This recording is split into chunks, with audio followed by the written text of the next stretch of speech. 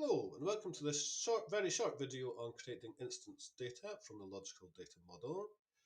Here we have on screen an eCore model created by the Eclipse Freebird tools for the logical data model. Here's it in a visual form. We've created this from exports from SQL Developer. And then we're going to go to the model context class and see what that looks like. And we're going to do create dynamic instance. And this is a mature feature of Eclipse modeling framework that's been around for 10-15 years. I'm going to do a new child. Now this is smart enough to know the different things that are needed, so it knows that we need some instruments. And if we can put some attributes on here. So let's say instrument 1. And if we right click on this, it shows us all the contained entities. So in SQL Developer, it's anything where this has an identified relationship. It owns some other entity, and also for disjoint, each disjoint subtype will be in here also. So I'm going to create, and it splits it into things. Here's by origin, by product, by instrument role. So these are groups, these are basically different arcs in SQL Developer. So first I'm going to create a loan excluding repurchase agreement in advance. And then it has disjoint subtypes, if I remember correctly, or owned classes such as loan excluding repurchase. I'm going to create the maturity date. And then here we go, other loan. I'll put the end date in here.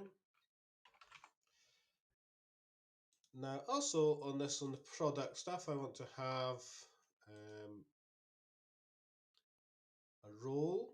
So it says you can no longer choose a product, you've chosen one, now I choose a role. I'm going to make it a financial asset instrument.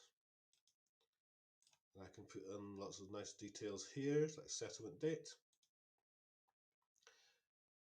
And then I have all these things to choose from our arcs of the disjoint subtyping. An important one is balance sheet recognized financial asset instrument, where we can put the fair value in here. Sorry, we can put the carrying amount in here, 1, 2, 3. And then I'm going to create a party. I call it party 1.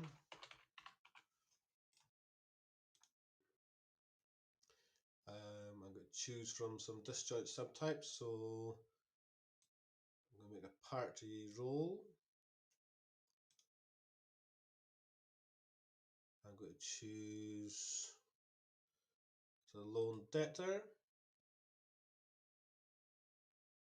I'm going to do something interesting here. For our loan, I'm going to give it a loan debtor assignment, a joint liability of 100, 1,000 say. And then this loan debtor, I'm going to make it refer to that debtor assignment. It's smart enough to know what other debtor assignments are under this root. So that gives a very concise way to provide only the data needed by the LDM for a particular case. So unlike the input layer, where we have to consider validation rules for all items that we add, and here this would always pass validation rules effectively because it's aligned to the logical data model. And we could even use a refactoring tool such as EDAPT to accurately migrate this data into input layer data. So this can be useful for creating test data and for understanding the structure of the LDM when it comes to actual data. I hope you find that interesting. Thanks for watching.